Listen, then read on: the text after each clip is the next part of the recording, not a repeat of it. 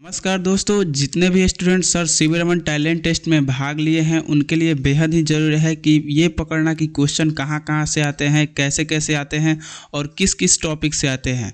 तो आप सभी के लिए मैं ला दिया हूँ सोलर सिस्टम से सवाल। जितने भी सोलर सिस्टम से सवाल है सब इसी में से ही आएंगे। मैं आपको लिए ला दिया हूँ कुछ सोलर सिस्टम के लिए सवाल। जितने भी सवाल आएंगे आप लोगों को इसी में देखने को मिल जाएगा। इसको आप लोग बड़े अच्छे से याद कर लीजिएगा। इसको अगर आप याद कर लेते हैं तो मान लीजिए कि आपसे एक भी क्वेश्चन नहीं छूटेगा। इसमें से ही सब सवाल आएंगे। सोलर सिस्टम से जितने भी सवाल हैं सब इसी में से आएंगे। तो देरी ना करते हुए हम चलिए आगे बढ़ते हैं। तो आगे बढ़ने से पहले अगर आप हमारे चैनल पर नए हैं तो चैनल को सब्सक्राइब कर लीजिए और घंटी को ऑल पर सेलेक्ट कर लीजिए और अपने दोस्तों में भी शेयर कर दिए ताकि वो भी परीक्षा में बेहतर अंक ला सकें। और वीडियो अगर देख ही रहे हैं तो वीडियो को लाइक भी कर दीजिएगा और सभी प्रश्नों को ध्यान से देखिएगा, ध्यान से याद कर लीजिएगा। आप अगर इसको याद कर लेते हैं तो एक भी प्रश्न आपसे नहीं छूटेगा। तो चलिए हम बढ़ते हैं सवाल की ओर। तो हम लोग का पहला सवाल देखिए क्या है। पहला सवाल है कि सौरमंडल में सबसे बड़ा ग्रह कौन सा है। सौरमंडल में सबसे बड़ा ग्रह कौन सा है? तो राइट आंसर हो जाएगा जुपिटर। सौरमंडल का सबसे बड़ा ग्रह जुपिटर यानी बृहस्पति ग्रह सबसे बड़ा ग्रह है। चलिए हम अगला सवाल की ओर बढ़ते हैं। तो अगला सवाल है कि सूर्य का तापमान लगभग कितना होता है। सूर्य का तापमान लगभग कितना होता है? सूर्य का तापमान पूछ रहा है, इसका मतलब सूर्य के बाहरी परत का तापमान। तो सूर्य के बाहरी परत का तापमान 6000 डिग्री सेल्सियस होता है। बाहरी परत का तापमान 6000 डिग्री सेल्सियस होता है। चलिए हम आगे बढ़ते हैं। अगला सवाल है कि मंगल ग्रह का रंग क्या है। मंगल ग्रह का रंग क्या है, मतलब मंगल ग्रह किस रंग का होता है? तो मंगल ग्रह को लाल ग्रह कहा जाता है। तो ऐसे भी सवाल आ सकता है कि लाल ग्रह किसे कहा जाता है। तो लाल ग्रह मंगल ग्रह को कहा जाता है। चलिए हम आगे बढ़ते हैं। अगला सवाल है कि कौन सा ग्रह पृथ्वी का निकटतम पड़ोसी है। मतलब पृथ्वी का पड़ोसी ग्रह किसे कहा जाता है? तो पृथ्वी का पड़ोसी ग्रह शुक्र को कहा जाता है। तो राइट आंसर ऑप्शन ए हो जाएगा, यानी शुक्र ग्रह को पृथ्वी का निकटतम पड़ोसी ग्रह कहा जाता है। चलिए हम आगे बढ़ते हैं। तो हमारा अगला सवाल है कि सौरमंडल में सबसे छोटा ग्रह कौन सा है। सौरमंडल का सबसे छोटा ग्रह कौन सा है? तो सौरमंडल का सबसे छोटा ग्रह बुध है। सौरमंडल का सबसे छोटा ग्रह बुध होता है, जो कि सूर्य के सबसे नज़दीक में होता है। चलिए हम आगे बढ़ते हैं। अगला हमारा देखिए सवाल क्या है कि शनि ग्रह की विशेषता क्या है। शनि ग्रह की विशेषता क्या है? तो पढ़िए, ऑप्शन पढ़िए कि इसकी सतह ठोस है। इसकी सतह ठोस है। ऑप्शन बी है कि इसके पास रिंग प्रणाली है। ऑप्शन सी है कि यह सबसे गर्म ग्रह है। और ऑप्शन डी क्या है कि इसमें सबसे अधिक चंद्रमा है। तो सबसे अधिक चंद्रमा ऑप्शन डी में है। तो इसका राइट आंसर हो जाएगा ऑप्शन बी, इसके पास रिंग प्रणाली है। इसके पास रिंग प्रणाली है, मतलब ये शनि ग्रह हो गया। शनि ग्रह और इसके चारों ओर एक रिंग घूमता है। इसके चारों ओर एक रिंग घूमता है, यानी ऑप्शन बी हमारा राइट आंसर हो जाएगा कि शनि ग्रह के पास रिंग प्रणाली है। चलिए हम आगे बढ़ते हैं। तो अगला देखिए सवाल क्या है कि वीनस यानी शुक्र का सबसे निकटतम नाम क्या है। सूर्य का सबसे निकटतम नाम क्या है? शुक्र का सबसे निकटतम नाम क्या है? तो देखिए ऑप्शन पढ़िए, ग्रीन हाउस गैसें, सौर वायु, कक्षीय गति या ध्रुवीय हलचल। तो राइट आंसर ऑप्शन ए हो जाएगा, ग्रीन हाउस गैसें। ग्रीन हाउस गैसें। अगला देखिए सवाल क्या है कि कौन सा ग्रह लाल ग्रह के नाम से जाना जाता है। मैंने आपको पहले ही बताया था कि लाल ग्रह किसे कहा जाता है। तो लाल ग्रह हम लोग मंगल ग्रह को कहते हैं, यानी राइट आंसर ऑप्शन बी हो जाएगा। ऑप्शन बी हमारा राइट आंसर हो जाएगा।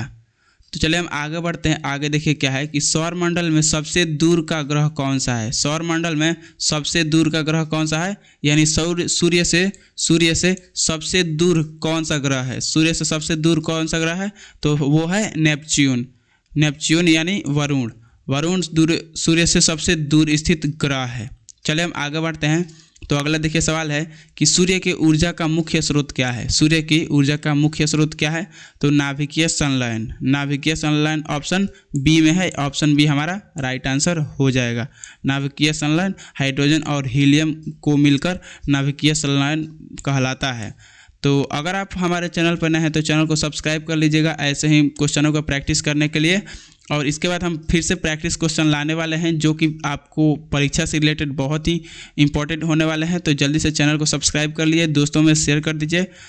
चलिए और आगे बढ़ते हैं। अगला देखिए सवाल क्या है कि कौन सा ग्रह सबसे अधिक चंद्रमा रखता है, कौन सा ग्रह सबसे अधिक चंद्रमा रखता है, तो इसका राइट आंसर हो जाएगा जुपिटर, राइट आंसर हो जाएगा जुपिटर। चलिए हम आगे बढ़ते हैं। अगला देखिए हमारा सवाल है कि कक्षीय अवधि का क्या अर्थ है। कक्षीय अवधि का क्या अर्थ है। ऑप्शन को ध्यान से पढ़ना है, ऑप्शन के अनुसार हम लोग को आंसर देना है। तो देखिए ऑप्शन क्या है, किसी ग्रह का एक पूर्ण घूर्णन, किसी ग्रह का एक पूर्ण घूर्णन। अगला ऑप्शन क्या है, ऑप्शन बी है कि सूर्य के चारों ओर एक पूर्ण परिक्रमा, सूर्य के चारों ओर एक पूर्ण परिक्रमा।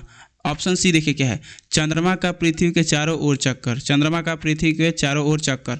ऑप्शन डी है कि सभी ग्रहों की गति। तो इसका राइट आंसर हो जाएगा कक्षीय अवधि का मतलब होता है कि सूर्य के चारों ओर एक पूर्ण परिक्रमा, सूर्य के चारों ओर एक पूर्ण परिक्रमा को हम लोग कक्षीय अवधि कहते हैं।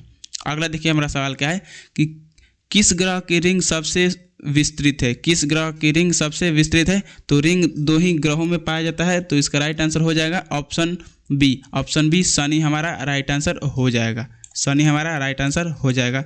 चलिए हम आगे बढ़ते हैं। अगला देखिए क्या है, अगला है कि किस ग्रह का वातावरण सबसे घना है, किस ग्रह का वातावरण सबसे घना है।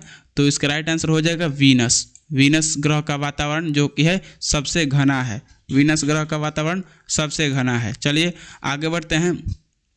प्रश्नों को आप लोग ध्यान से याद करते रहिएगा, प्रश्नों को आप लोग ध्यान से याद करते रहिएगा, एक भी प्रश्न को छोड़ना नहीं है। तो चलिए देखिए अगला सवाल क्या है कि सौर मंडल में स्थित बृहस्पति के कक्षीय समय के अनुसार यह सूर्य के चारों ओर कितने वर्ष में एक चक्कर लगाता है। यानी जो बृहस्पति ग्रह है वो सूर्य के चारों ओर कितने वर्षों में एक चक्कर लगाता है, कितने वर्षों में एक चक्कर लगाता है। तो वो हो जाएगा राइट आंसर 12 वर्ष। पृथ्वी के 12 वर्ष वहाँ का एक वर्ष बराबर होता है, यानी 12 वर्ष में ये सूर्य का पूर्ण परिक्रमा करता है और एक वर्ष यानी 365 दिन में पृथ्वी अपने कक्ष को पूरा चक्कर लगाती है। अगला देखिए सवाल क्या है कि कौन सा ग्रह नीले ग्रह के नाम से जाना जाता है। तो नीला ग्रह को हम पृथ्वी के नाम से जानते हैं। यहाँ पर ऑप्शन गलत दिया है, तो नीला ग्रह हम लोग पृथ्वी को कहते हैं, हमारी पृथ्वी को हम लोग नीला ग्रह कहते हैं।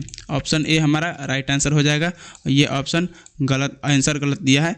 चलिए हम आगे बढ़ते हैं कि किस ग्रह पर सबसे अधिक ज्वालामुखी है, किस ग्रह पर सबसे अधिक ज्वालामुखी है। तो ऑप्शन ए है पृथ्वी, ऑप्शन बी है मंगल, ऑप्शन सी है शुक्र, ऑप्शन डी है बुध। तो इसका राइट आंसर हो जाएगा ऑप्शन बी, यानी मंगल ग्रह पर सबसे अधिक ज्वालामुखी होता है। अगला हमारा सवाल है कि किस ग्रह का तापमान पृथ्वी से अधिक है भले यह सूर्य से दूर हो। किस ग्रह का तापमान पृथ्वी से अधिक है भले ही वह ग्रह सूर्य से दूर है। तो इसका राइट आंसर हो जाएगा वीनस, वीनस हमारा राइट आंसर हो जाएगा, जो कि ऑप्शन बी में है, हमारा राइट आंसर हो जाएगा। चलिए हम आगे बढ़ते हैं। तो देखिए हमारा अगला सवाल क्या है। अगला सवाल है कि ग्रहों के बीच दूरी को मापने के लिए कौन सा मानक मान का प्रयोग होता है। ग्रहों के बीच दूरी मापने के लिए कौन सा मानक मान का प्रयोग होता है। तो ऑप्शन ए है किलोमीटर, ऑप्शन बी है मील, ऑप्शन सी है एयू यानी कि एस्ट्रोनॉमिकल यूनिट, ऑप्शन डी है लाइट वर्ष। तो हमारा राइट आंसर क्या हो जाएगा, एस्ट्रोनॉमिकल यूनिट हमारा राइट आंसर हो जाएगा, एयू हमारा राइट आंसर हो जाएगा।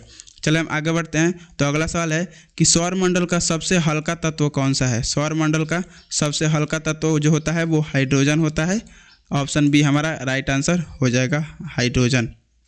हम आगे बढ़ते हैं। तो हमारा अगला सवाल है कि पृथ्वी की कक्षा में सूर्य से सबसे दूर का बिंदु क्या कहलाता है। सूर्य का सबसे दूर बिंदु क्या कहलाता है पृथ्वी की कक्षा में। तो उसको हम लोग बोलते हैं अपहेलियन। अपहेलियन किस ऑप्शन में, अपहेलियन हम लोग का ऑप्शन ए में है। तो अपहेलियन हमारा राइट आंसर हो जाएगा, अपहेलियन हमारा राइट आंसर हो जाएगा। और जो सबसे नज़दीक बिंदु है उसको हम लोग परहेलियन बोलते हैं, परहेलियन बोलते हैं। अगला देखिए क्वेश्चन क्या है कि किस ग्रह पर बिग ब्लॉट नामक एक विशाल तूफान है। किस ग्रह पर। तो ऑप्शन ए है मंगल ग्रह, ऑप्शन बी है जुपिटर, ऑप्शन सी है यूरेनस और ऑप्शन डी है शनि, ऑप्शन डी है शनि। तो हमारा राइट आंसर क्या हो जाएगा, राइट आंसर ऑप्शन बी हमारा हो जाएगा, जो कि जुपिटर हो जाएगा आंसर हमारा। चलिए हम आगे बढ़ते हैं। तो पृथ्वी का सहेली किसे कहा जाता है, कौन से ग्रह को पृथ्वी का सहेली कहा जाता है।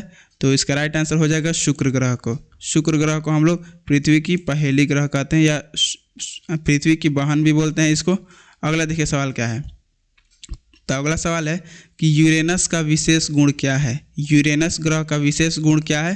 तो ऑप्शन ए है इसका रंग हरा है, ऑप्शन बी है यह अपने ध्रुवीय धुरी पर घूमता है, ऑप्शन सी है यह सबसे गर्म ग्रह है, और ऑप्शन डी है यह सबसे छोटा ग्रह है। तो सबसे छोटा ग्रह तो बुध होता है, यही हमारा राइट आंसर हो जाएगा। ऑप्शन बी हमारा राइट आंसर हो जाएगा, यह अपने ध्रुवीय धुरी पर घूमता है। चलिए हम आगे बढ़ते हैं। तो अगला सवाल है कि कौन सा ग्रह नक्षत्र के रूप में दिखाई देता है। कौन सा ग्रह नक्षत्र के रूप में दिखाई देता है।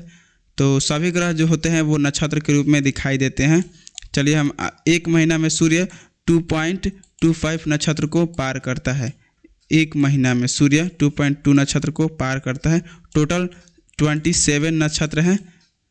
चलिए हम आगे बढ़ते हैं। तो अगला सवाल क्या है कि सौर मंडल में सबसे बड़े चंद्रमा का क्या नाम है। तो गैनीमीड जो कि सौर मंडल का सबसे बड़ा चंद्रमा है। बहुत से चंद्रमा है, पृथ्वी का एक चंद्रमा है।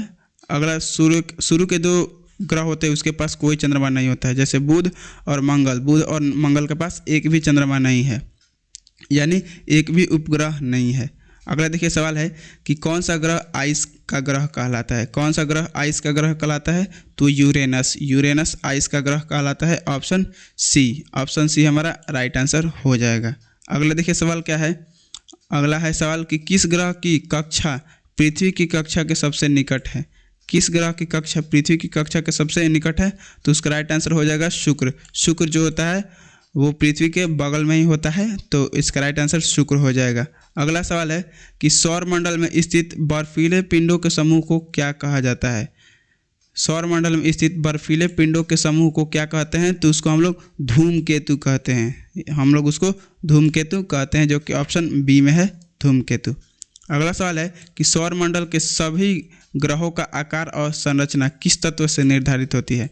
तो उसका राइट आंसर हो जाएगा हमारा हाइड्रोजन हमारा राइट आंसर हो जाएगा। ऑप्शन बी हमारा राइट आंसर हो जाएगा। तो सौर मंडल में जितने भी सवाल हैं आप लोगों के परीक्षा में इसमें से ही सवाल पूछेगा। एक भी सवाल आप लोगों को इधर उधर से नहीं आएगा, जितने भी सवाल आएंगे इसी में से आएंगे। तो इसको आप लोग ध्यान से कर लीजिएगा, एक भी प्रश्न को छोड़िएगा मत। और अगर आप हमारे चैनल पर नए हैं तो चैनल को सब्सक्राइब कर लीजिएगा और ऐसे वीडियो पाने के लिए। और इसके बाद हम प्रैक्टिस वीडियो लाएंगे जो कि आपके लिए बहुत ही इम्पोर्टेंट होने वाले हैं। तो चलिए मिलते हैं किसी नेक्स्ट वीडियो में। इसको आप लोग दोस्तों में भी शेयर कर दीजिएगा ताकि वो भी अच्छे अंक प्राप्त कर सके। और वीडियो अगर देख लिए हैं तो वीडियो को लाइक कर दीजिएगा। तो मिलते हैं किसी नेक्स्ट वीडियो में।